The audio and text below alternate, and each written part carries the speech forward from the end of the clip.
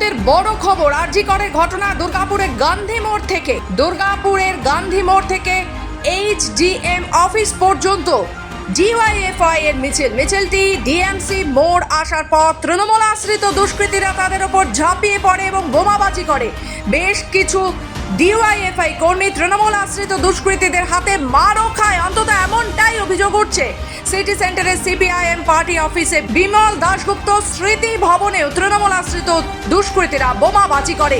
বোমাবাজির অভিযোগ তৃণমূল আশ্রিত দুষ্কৃতীদের বিরুদ্ধে। বিমল দাশগুপ্ত ভবনে বেশ কিছু গাড়িও ভাঙচুর করে। এই মুহূর্তের বড় খবর আরজি করের ঘটনায় দুর্গাপুরের গান্ধী মোড় থেকে এইচডিএম অফিস পর্যন্ত ডিওয়াইএফআই এর মিছিল এবং এই মিছিলকে কেন্দ্র করে তৃণমূল আশ্রিত দুষ্কৃতীরা তাদের উপর ঝাঁপিয়ে পড়ে এবং বোমাবাজি করে। বলতে আজকে তো আমাদের ছাত্র যুব এবং মহিলাদের একটা মিছিল ছিল এদের উপর, এই আরজি করের ঘটনার বিচার ছিল এবং আমাদের বক্তব্য তো খুব পরিষ্কারই ছিল।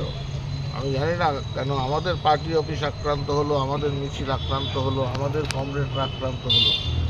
এর পেছনের অন্তর্নিহিত রাজনীতিটা কী সেটা নিশ্চিতভাবেই আমাদের খুঁজে দেখতে হবে। কারণ আমরা যারা নবান্ন অভিযানের ডাক দিয়েছিল ছাত্র দলের নামে, আমাদের ছাত্র যুব সংগঠন থেকে আমরা বলেছিলাম এই ডাকে আমরা এখন ঘটনা হয়েছে, তারপরে যখন লিগ্যাল অ্যাকশন হবে সেটা। এই হুলিগান্স যারা ছিলেন কোন পার্টির সমর্থক বা কিছু এখন বুঝতে পারছেন? এখন তদন্ত হবে, কেস হবে, তদন্ত হবে, যদি দরকার হবে অ্যারেস্ট হবে, কোনো অসুবিধা নেই। কতজন আহত আছে আপনাদের পুলিশের খাতায়? আহত আছে সব আমরা দেখছি, কতজন কে আহত আছে, কীভাবে হয়েছে সব কিছু তদন্ত হবে আর সব ধরা পড়বে।